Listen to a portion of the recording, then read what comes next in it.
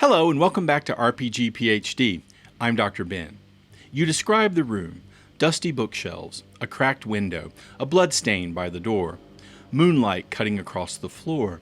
Your players lock onto the blood stain immediately, theorize about it for 10 minutes, argue about whether it's old or fresh, and never look at the window twice. The window was the clue. The blood stain was set dressing you added because a room with nothing in it feels empty. You didn't do anything wrong, and neither did your players. You gave them 4 details, and they picked the one that looked most like a mystery. Now the session stalled. You're improvising a reason for them to check the window, and you're quietly wondering if your players just weren't paying enough attention. They were paying attention. They just made the wrong call about what mattered. That call has a name, and psychologists have been studying it since before most of your players' grandparents were born, in radar rooms rather than gaming rooms, though the mechanism transfers over without much modification. So, let's get into it.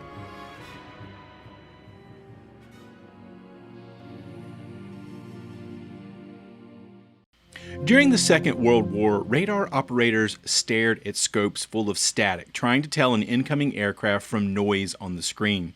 Planes got missed. Empty static got flagged as a threat. Nobody could explain why the same operator on the same equipment made different calls on different nights, and the stakes for getting it wrong ran in both directions. Miss a real aircraft and you've missed an incoming attack. Call static a threat too often and you've got crews scrambling for nothing, and eventually nobody trusts the alarm at all. Mathematicians Neyman and Pearson had already worked out the statistical logic behind this kind of call in the 1930s, and Abraham Wald extended it into a general theory of decision-making under uncertainty shortly before the war. The military adopted Wald's framework directly for interpreting radar signals because it gave operators a way to reason about noisy data instead of just squinting at a scope and guessing. What that framework showed was that detection isn't one clean success or failure event. Every call an operator makes lands in one of 4 boxes. A hit, something's really there and you catch it. A miss, something's really there and you don't. A false alarm, nothing's there and you call it anyway. A correct rejection, nothing's there and you correctly ignore it. Psychologists David Green and John Swets took this 4-box structure and built it into a full account of human perception in their 1966 book Signal Detection Theory and Psychophysics. And the framework spread from psychophysics into medicine, into eyewitness testimony research, into anywhere a person has to separate a real signal from background noise. At your table, every description you give is a signal, and every player is running their own detector against it. A hit is a player catching the clue you meant them to catch. A miss is the window nobody looked at twice.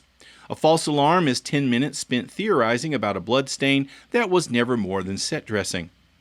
A correct rejection is the players glancing at the bookshelf, deciding it's just a bookshelf, and moving on, which is success even though it looks like nothing happened. A missed clue is usually a player making a call under uncertainty the same way a radar operator does, and that call can go wrong in either direction.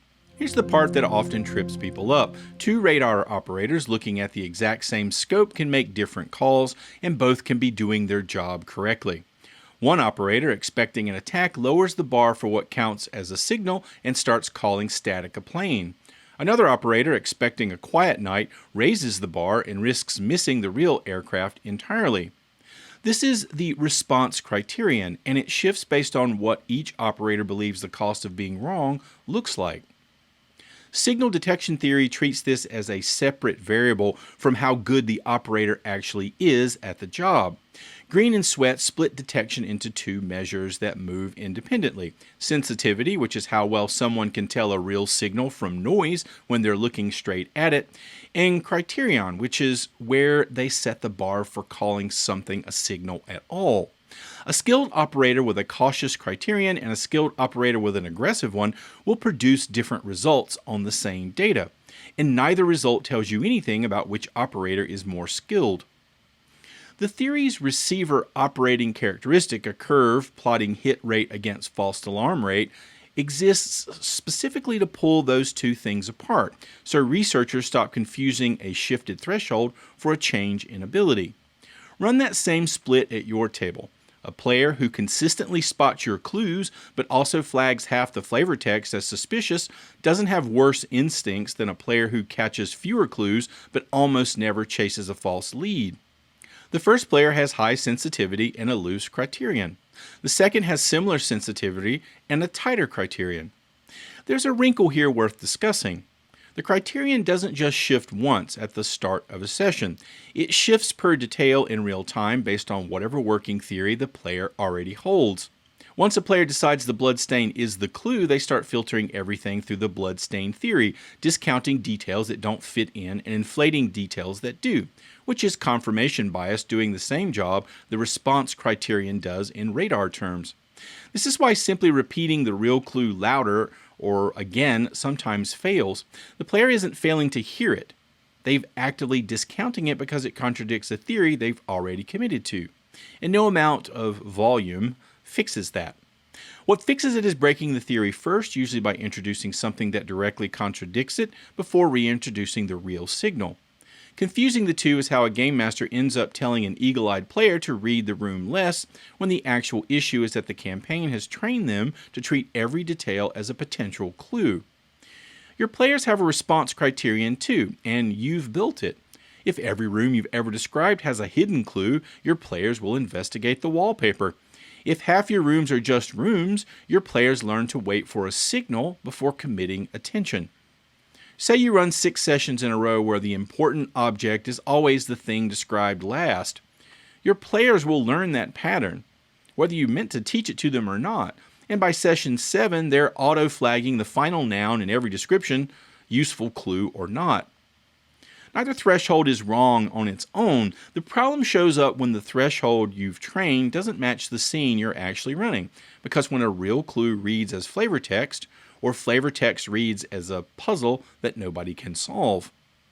This is worth thinking about because it reframes a common complaint. Game masters often say their players don't pay attention.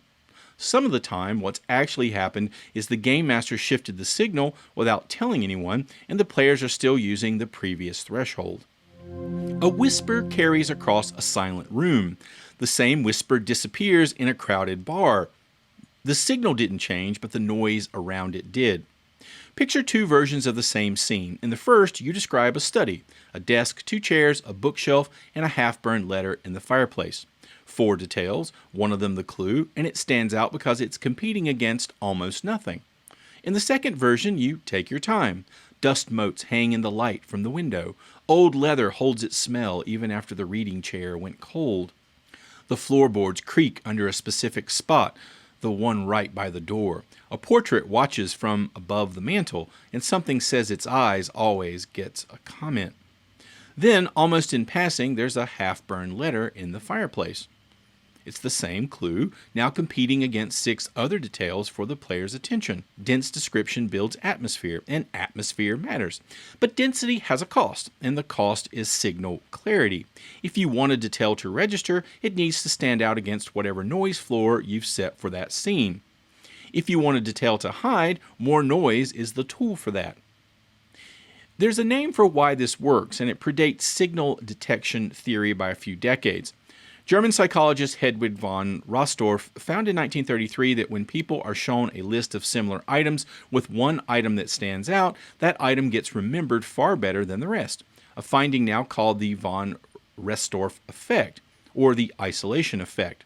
It's the same principle running underneath your noise floor. A clue doesn't need to be loud in an absolute sense. It needs to be different from whatever is around it, the same way a red apple in a bucket of green ones gets noticed without anyone raising its volume. There's a second lever here beyond density, and it's one Green and Swets spent real time on: repetition.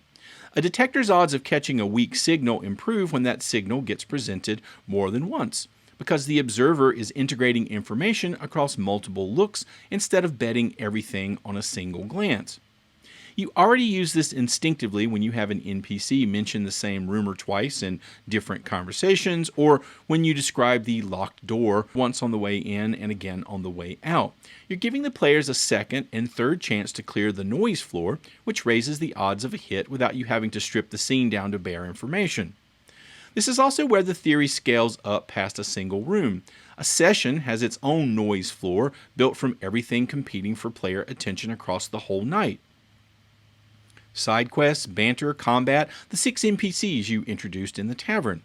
A clue that would land cleanly in a quiet, focused scene can vanish entirely if it drops in the middle of a chaotic session with 4 other things fighting for the same attention. Pacing, at its most basic, is noise floor management stretched across hours instead of one description. The game master who clears the table before delivering something important, cutting the side chatter, slowing the cadence, is lowering the noise floor on purpose so a quiet signal has room to land. The mistake is using the same noise floor for a scene where you need something found and a scene where you're building mood without noticing you've made that trade. Rich description on its own is a fine tool. Game designers face this exact trade-off, except they're calibrating it in rules instead of prose. The question is how much information a system surfaces automatically versus how much it buries behind game master adjudication and hidden roles. Robin D. Laws built the Gumshoe system in 2007 around a blunt answer to this problem. Remove the detection risk from clue finding entirely. If your character has the right investigative ability and you're in the right scene, you get the clue with no role involved. Laws designed this specifically because he'd watched investigative games stall out when a bad die roll cost the table a clue they needed to keep the mystery moving, turning a story about interpretation into a story about a missed perception check. Trail of Cthulhu runs on this system, described using medicine on the body, and the keeper tells you the cause of death. That's one answer. Eliminate the noise floor for anything load-bearing, and save uncertainty for what happens after the information lands. Other games go the opposite direction. Trophy Dark, Jesse Ross's horror game about doomed treasure hunters, keeps its central resource deliberately ambiguous. Ruin accumulates as characters face the forest's horrors, and whether a given ruin gain reflects something that actually happened to the character or something the forest only made them believe happened is left unresolved by design. The ambiguity is deliberate. Ross built the noise floor to do genre work because uncertainty about what's real is the horror. Neither approach is right or wrong. Gumshoe's answer produces investigation without frustration at the cost of removing tension from the moment of discovery itself. Trophy Dark's answer produces dread at the cost of players never being fully sure what just happened to them. A system's default noise floor is a statement about what kind of story it wants to tell.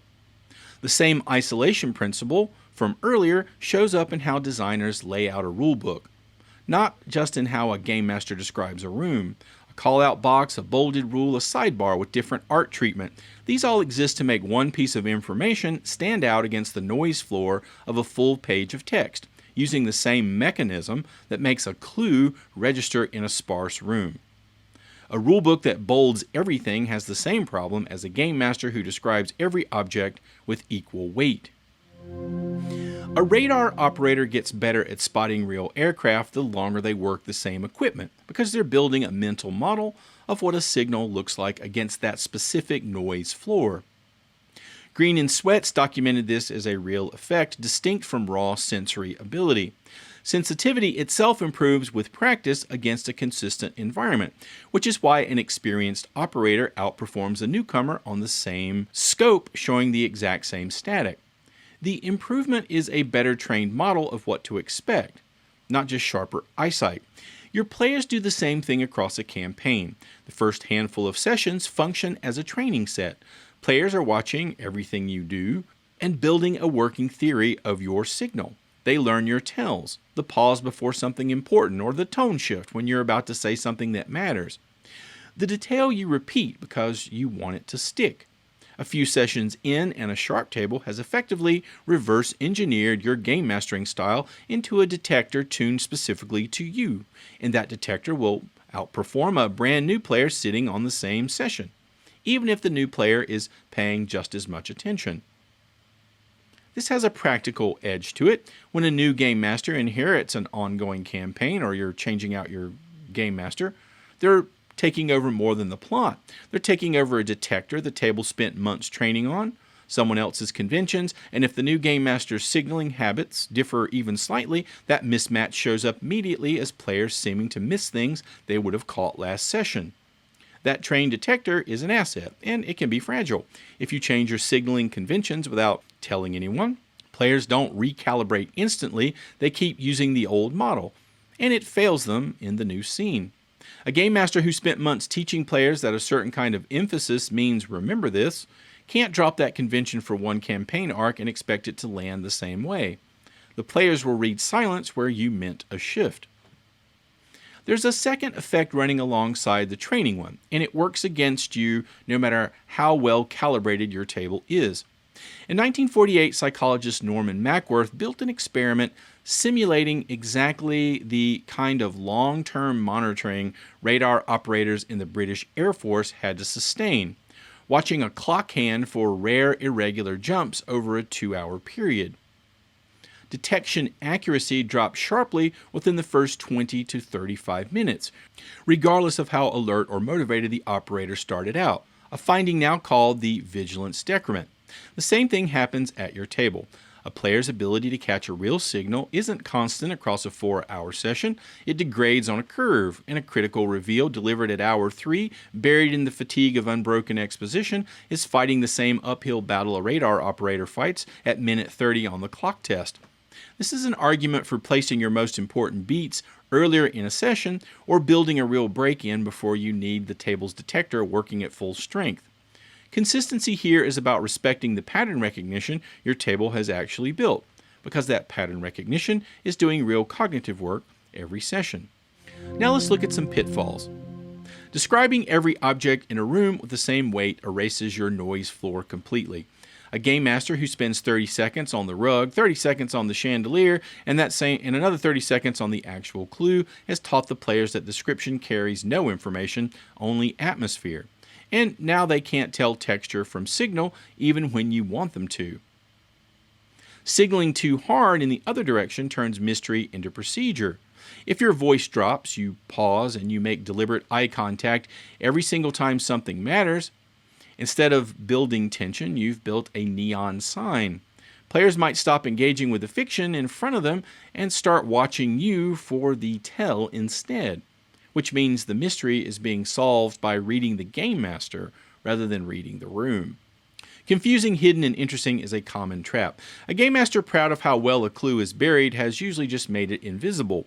A clue nobody finds is just missing information, and the session that runs into that wall feels stuck rather than mysterious, no matter how clever the burial was in the abstract. Punishing players for missing something is usually misdiagnosing the problem.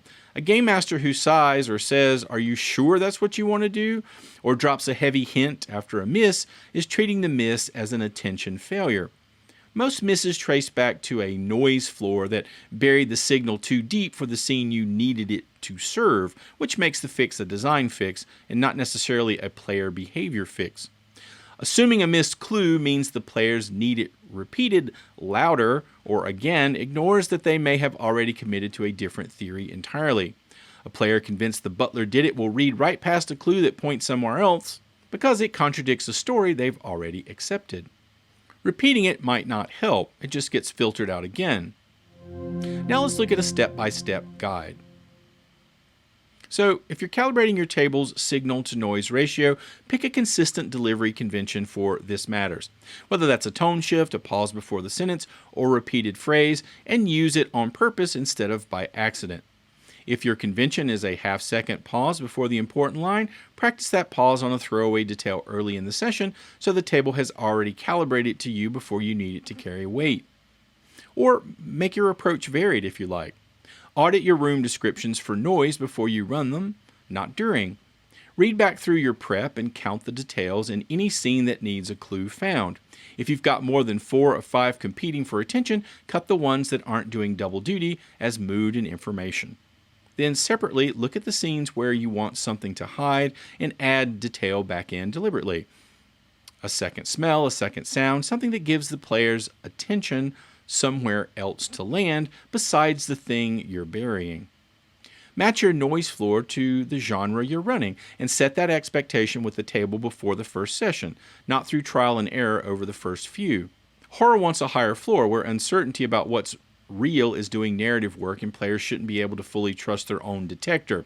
Procedural mystery wants a lower one where the tension lives in interpreting a clue everyone agrees is real, not in wondering whether it exists at all. Watch for false alarms in real time. When players investigate something you didn't mean as a clue, don't just wave it off and move on.